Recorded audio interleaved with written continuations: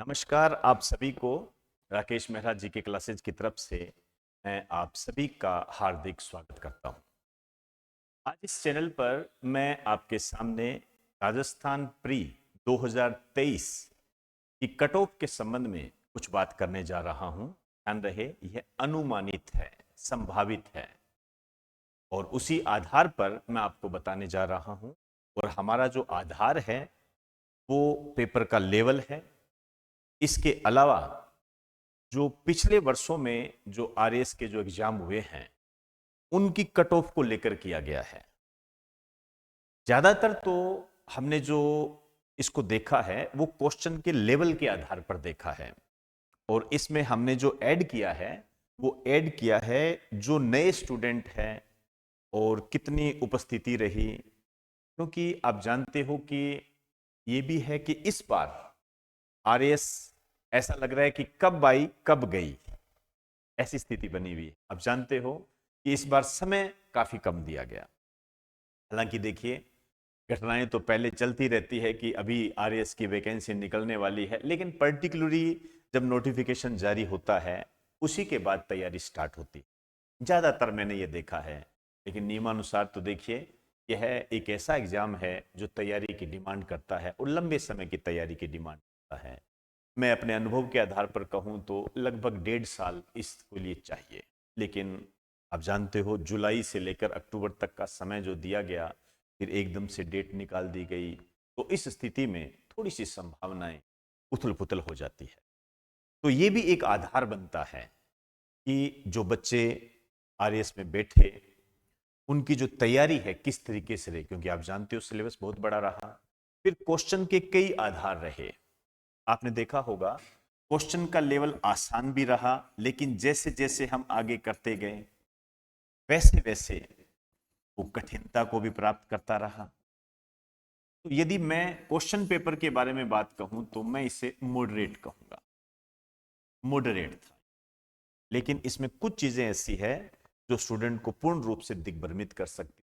आप पेपर को जब उठा के देखोगे उसमें जैसे डॉक्टर एस राधा कृष्णन एकमात्र सभापति जिन्होंने लगातार 2 बार राज्यसभा के सभ्य का कार्यभार।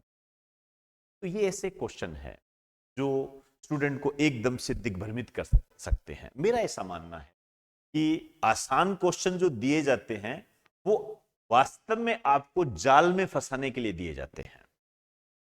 जाल में फंसाया जाता है और आप खुश होते जाते हो और खुश होने के चक्कर में एकदम से गलती कर देते होते हैं ना। जब बहुत सारी मिठाई हमारे सामने होती है और हमारी फेवरेट मिठाई आ जाए तो हम उसमें जल्दबाजी करते हैं और जल्दबाजी में कहीं ना कहीं हम अपने कपड़ों पे भी लगा लेते हैं।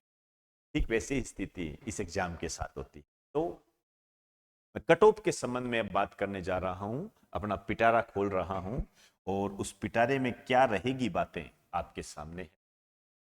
यदि मैं जनरल की बात करूं तो मैं 85 मैं नंबर की बात कर रहा हूं, ध्यान रखना ये आप जानते ही होंगे। 85 नंबर को तवज्जो दो। जिस बच्चे के 85 नंबर है वो मेंस की तैयारी में लग जाए बेझिझक होकर, बिल्कुल बेफिक्र रहे, सेफ जोन के अंदर है।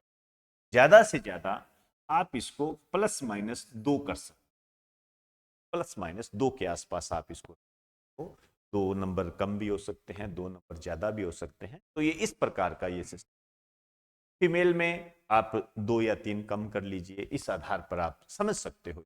मेन ये है 85, इसमें आप अपने आधार पर रहेगी कम ही, इसमें कोई बड़ी बात नहीं। मैंने इसको 4 अंक कम दिए, आप भी इसमें प्लस माइनस 2 एक रख सकते हो। आप ओबीसी की बात करोगे तो 82 के आसपास। हालांकि देखिए इसकी ज्यादा मेरिट भी चली जाती है, लेकिन वो सामंजस्य कोऑर्डिनेशन हो जाता है। आप जानते हो अन्य जो पिछले एग्जाम हुए उनमें ये स्थितियां देखी भी गई। Female OBC 77। एससी की यदि मैं बात करूं मेल में तो 73 को दूंगा इसको मैं तवज्जो। यहां भी आप प्लस माइनस 2 का क्राइटेरिया जरूर। जो एससी के बच्चे हैं यदि उनके 73 के आसपास बन रहे हैं तो तैयारी करें अपनी। तैयारी कभी धोखा नहीं देती है, ध्यान रखें। तैयारी कहीं ना कहीं काम आती है। अब हम ये कहते हैं मेरा होगा या नहीं होगा, तो आरपीएससी का आप जानते हो डेट निकाल देगी, पेपर ले लेगी, पता नहीं लगेगा, फिर कहोगे समय कम दे दिया। तो अपनी तैयारी करें, क्योंकि हमें जब ऊंचे लक्ष्य को प्राप्त करना होता है तो मान के चलिए हमें कुछ भावनाओं को दबा कर रखना होता है, अपनी बैलेंस ऑफ माइंड को बना के रखना चल पड़ता है। हो सकता है हम उसमें सफल भी हो जाएं, हो सकता है हम उसमें असफल भी हो जाएं, लेकिन ये तैयारी कहीं ना कहीं हमारे काम आती है।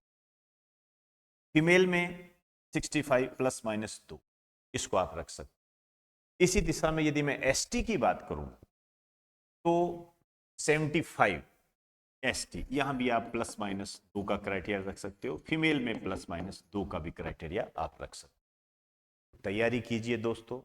मैंने एक अनुमान के आधार पर आपको एक कट ऑफ बताई है, ये संभावित है।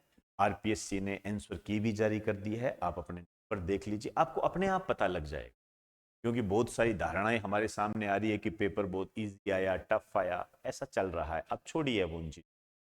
मॉडरेट पेपर था, किसी के लिए टफ था, किसी के लिए इजी था। मेरा ऐसा मानना है जिसकी तैयारी होती है उसके लिए इजी होता है, और जिसकी तैयारी नहीं होती है उसके लिए टफ होता है। हाँ, लेवल की बात हम जरूर कर सकते हैं। उस लेवल को आधार बनाकर मैंने आपके सामने कट ऑफ की है। आप यदि इसको आधार मानकर अपनी तैयारी को आगे सुचारू रूप से रखना चाहते हो तो रखिए, आपका स्वागत है। लेकिन मैं फिर भी कहूंगा अपनी तैयारी को रेगुलर रखो, इस पे जंग मत लगने दो, जंग मत लगने दो। आगे जो भी आप तैयारी करोगे वो किसी न किसी एग्जाम में आपके काम आएगी। जनवरी फरवरी मार्च में आप जानते हो कई और भी एग्जाम होने वाले हैं, राजस्थान गवर्नमेंट है और भी एग्जाम की तिथि जारी करेगी, तो वहां पर आपके काम आएगी। रुकना नहीं है हम दोस्तों। इसी दिशा में आपसे मैं इजाजत चाहूंगा। आप सभी को मेरा नमस्कार।